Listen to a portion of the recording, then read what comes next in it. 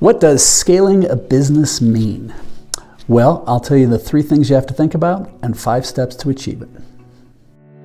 As entrepreneurs and business owners, we know that if we have a clear plan, anything becomes possible. And if you can have a clear plan, a clear process to create that plan, and a way to create clarity with your partner or spouse, you can drive to amazing heights. All right, so I've had the good fortune to work with leadership teams all over the world. And I've actually been able to help 4 different organizations, and I'm working with 3 new ones that I think will get there, go from entrepreneurial, small as $8 million a year in annual sales, all the way up to $1 billion market caps. Scaling, in essence, is rapid, healthy growth. It's how can we take a business idea that we have and leverage it up so that we're not doing it, that we create processes and systems and structures that allow us to grow very, very, very quickly. That's what scaling is. And it's going to be different for every organization. But the components that it takes to get it started are very, very similar. And the biggest step is to start thinking differently. So the idea that for a lot of companies, if you think, well, yeah, I'd like to increase my sales by 20%, you know what? There's 100 different ways you can do that. You can increase your sales by 20%. Fair enough. Usually what people end up doing though is they just put their head down and they work, I'll just work 20% harder.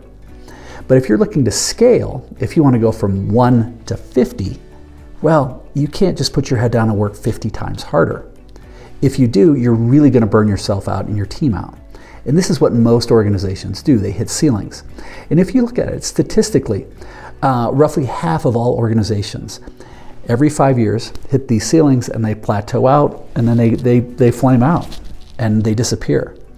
But what's really sad is of the remaining half that stay, that make it through that 5-year period, I would argue up to 90% of those don't ever pass through that ceiling. They get stuck and they just keep bumping along, succeeding despite themselves.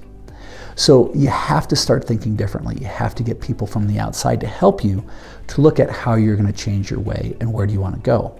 Now, if you say, look, I've had great success in helping people say, look, if you want to go from 1 to 50, okay, how do we do that? It's a very, very different way, and there's a lot fewer options, but it becomes a great forcing device when you really want to grow fast, rapid, and healthy. It's going to force you to look at things differently and say, wow, we can't keep doing things the same way. We're going to have to change these things. And it's going to be a forcing device that says, we have to figure this out and this is big and hairy. Great. When you start to do that, it's going to empower you to start going after things very, very differently. I like to use the analogy. I was able to study business strategy at Harvard Business School, and one of the professors there, Applegate, I loved her analogy with business. And if you've ever played soccer with kids, or if you have kids and you've watched kids soccer, you have 5-year-olds playing soccer. You basically walk out and you drop the ball. And you drop the ball, and a bunch of kids rush in, and there's a scrum, and the ball kind of goes this way, and it kind of goes that way, and eventually goes into a net.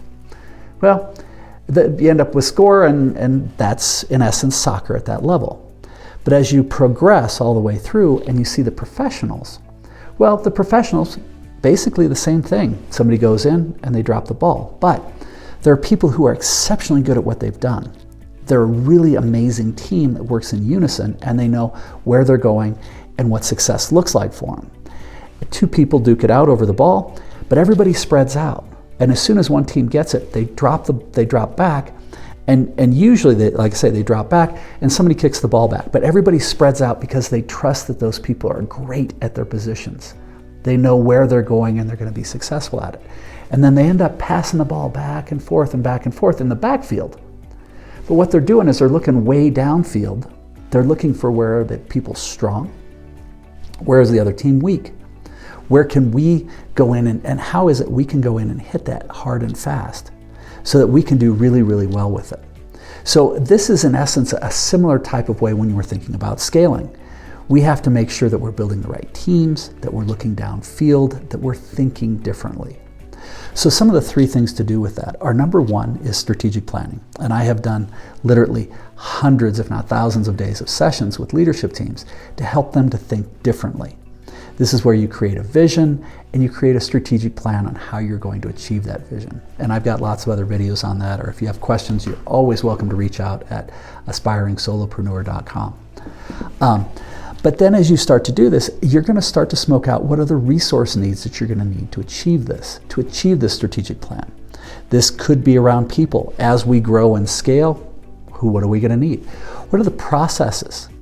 Where is it we need to simplify the processes? I start every one of my sessions with a quote from Mark Twain. It says, "I'm sorry this letter's so long. I didn't have time to write a short one." It becomes one of the primary obligations of the leadership team to slow down, take a breath, and come up with a simple way of doing it. Simple doesn't mean easy, but when things are simple, it's easier to achieve where we want to go. So we start looking at what are those processes? Who are the people we're going to need? What are the financial resources? What is the time, the talent, the treasure we're going to need to grow? What are the specific relationships? But really discover the resource needs. The next step is start to think about how are we going to be measuring success? What are the leading indicators that we can track so that everybody on the team knows how are they contributing to what our vision is of where we're going, and how do they know, are they winning this week or are they losing? And then the fourth thing is to make sure that you execute with ruthless but compassionate consistency.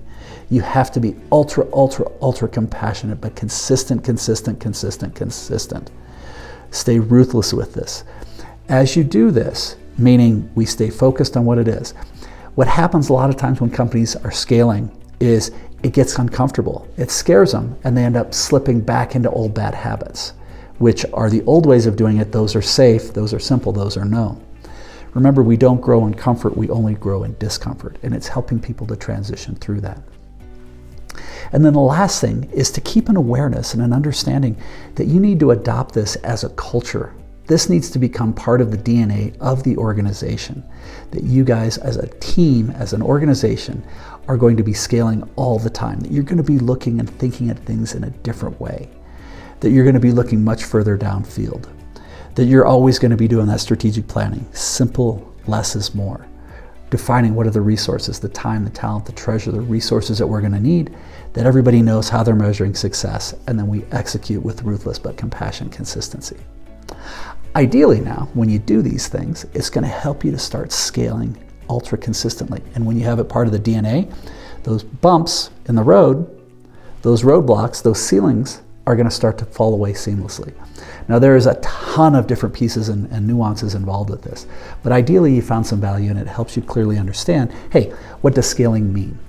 So with this, if you have any questions, you're always welcome to reach out at Aspiring Solopreneur. Check out some of the other videos on our channel, or take one of the courses we offer. Thank you very much for investing the time. Keep smiling.